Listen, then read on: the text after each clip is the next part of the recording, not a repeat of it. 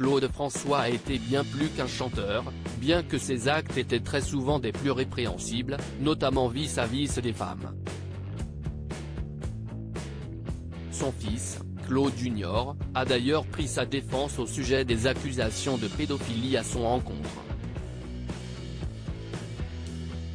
Toutefois, ses chansons sont restées, quand lui est parti.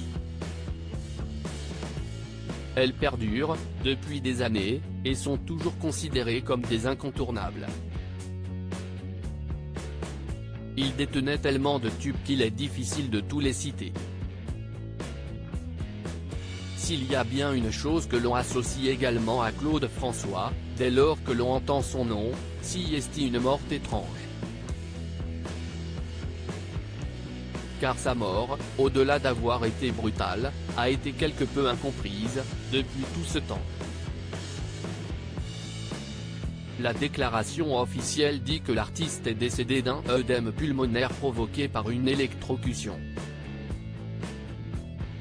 Le chanteur, dont le fils, a évoqué sa fille cachée, était dans son bain et, maniaque comme il était, a souhaité redresser l'applique.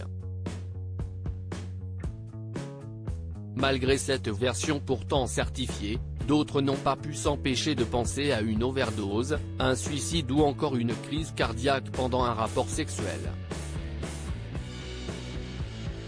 Nellophile c'est la mort la plus bête qui soit. Nellophile alias Nanoa, dans son livre Clo et moi, souhaitait rétablir la vérité à propos des circonstances de la mort de Claude François, qui n'a épousé qu'une seule femme, Janet Lacotte. Lorsque nos confrères du Parisien ont évoqué les rumeurs au sujet du décès du chanteur, celui-ci a répondu, cash, faux. C'est la mort la plus bête qui soit, mais Claude était comme ça, maniaque. Je me suis rendu dans son appartement. Je l'ai vu allongé.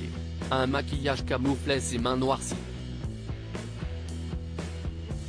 Kathleen, sa dernière compagne, était là, dévastée.